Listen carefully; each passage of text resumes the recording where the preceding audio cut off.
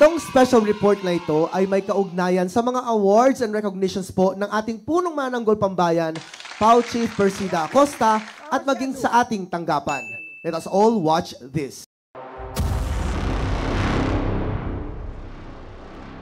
Ang mabigyan ng isang parangal ay tunay ngang kahangahangang karanasan ng isang tao. Paano pa kaya kung hindi na mabilang na pagkilala ang ipinagkakaloob o natatanggap?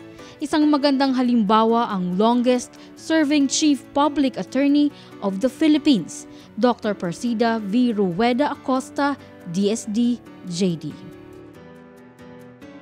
Taong 2001, nang maupo bilang punong manananggol pambayan si PAO Chief Acosta, dito na rin nagsimulang taon-taon ay tumatanggap ng parangal ang ating hepe at ang ating tanggapan. Ang karamihan dito ay may kaugnayan sa leadership, women empowerment at justice and law. Madalas sa mga award-giving bodies na ito ay hindi lamang iisang beses na siya ay kinikilala. Taong 2020 nang kilalanin ng Gawad Pilipino Awards ang ating punong manananggol pambayan bilang isang bayani. Iginawad sa kanya ang Hero of the Year Award. Sa kabuuan, tumanggap na siya ng 13 awards mula sa naturang award-giving body.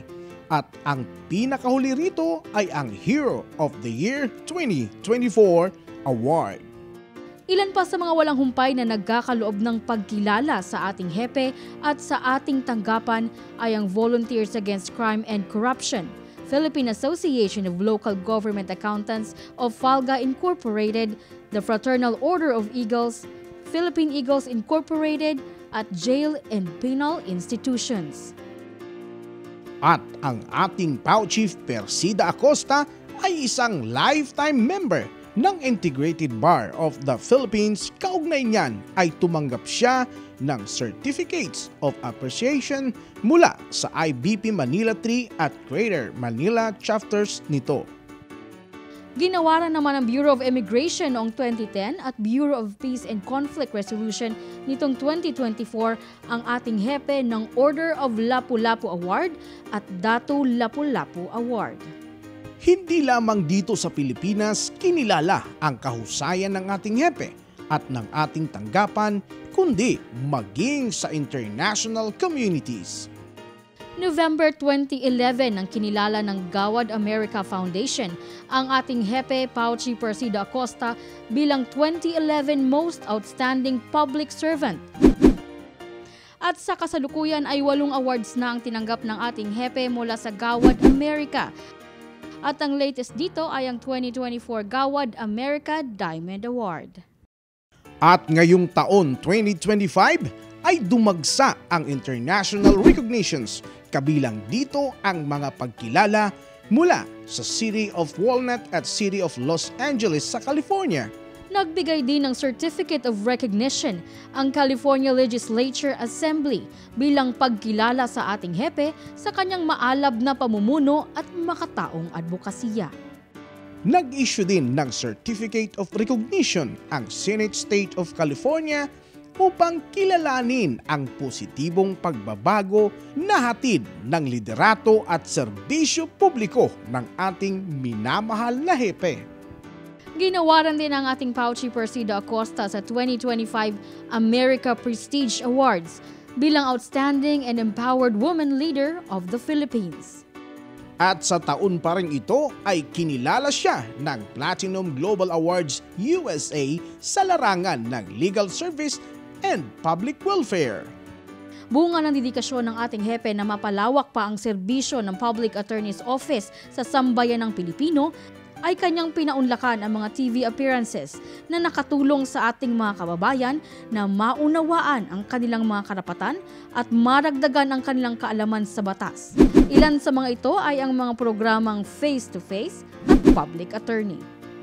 At sa kasalukuyan, ang free legal education and dissemination program nito sa social media na naka-livestream sa Facebook at YouTube ang Persida Acosta's Legal Advice o #pala. Kaya naman hindi nakapagtataka na kilalanin ang kanyang husay sa hosting at media presence.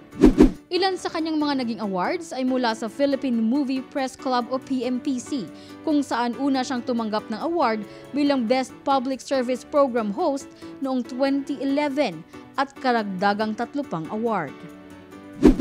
Tumanggap din siya ng mga parangal mula sa prestigyosong The Filipino Academy of Movie Arts and Sciences o FAMAS Awards noong 2011, ang Achievement in Public Service Award at 4 pang awards mula sa FAMAS kabilang ang First FAMAS Prestige Awards ngayong taon kung saan siya ay ginawaran ng FAMAS Prestige Award for Exemplary Public Service. Nag-uwi din siya ng 3 parangal mula sa Aliw Awards Foundation. At noong September 27, 2022 ay nag-uwi siya ng parangal bilang Outstanding Public Service Host para sa programang Persida Acosta's Legal Advice o #PALA.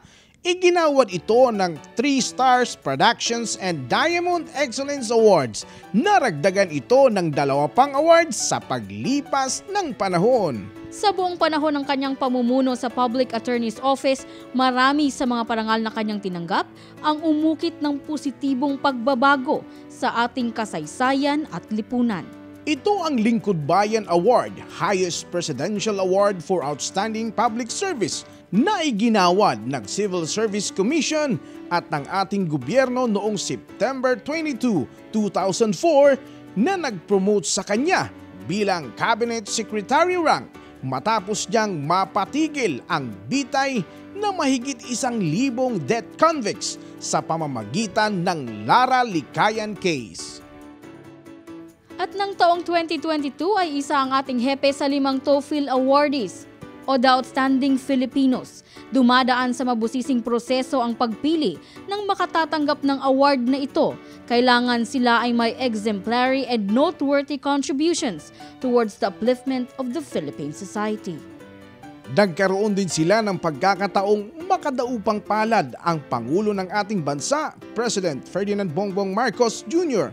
sa isang photo opportunity. Sa panahon na ginagawa ang video na ito, nasa 53 ang parangal ng ating hepe ngayong 2025 lamang. Bagamat hindi pa natatapos ang taon, kaya inaasahang daragsa pa ang mga pagkilala mula sa iba't ibang award-giving bodies sa mga susunod na buwan. At sa loob ng mahigit 24 na taon niyang pamumuno sa PAO, ay umani ang ating hepe at ang ating tanggapan ng 317 na awards and recognitions. Masasabi nating siya ang most awarded public servant. Ayon nga sa ating hepe, ang lahat ng parangal na ipinagkaloob sa kanya at sa ating opisina ay tunay na malapit sa kanyang puso at maging sa mga naglilingkod sa Public Attorney's Office. Sapagkat ito ay patunay na ang kanilang pagpapagal at pagsasakripisyo para sa paglilingkod sa bayan at sa maralitang Pilipino sa ngalan ng batas at hustisya ay kailanman hindi nalilimot at patuloy na nagbibigay liwanag at pag-asa sa sambayanang Pilipino. Wala pong katumbas na salapi o anuman ang karangalang ibinibigay nyo. Kaya ang karangalan po ihandog natin sa Ama sa sangkalangitan, sapagkat siya po ang magpapalawig ng ating buhay upang patuloy nating mahalin ang inang bayan.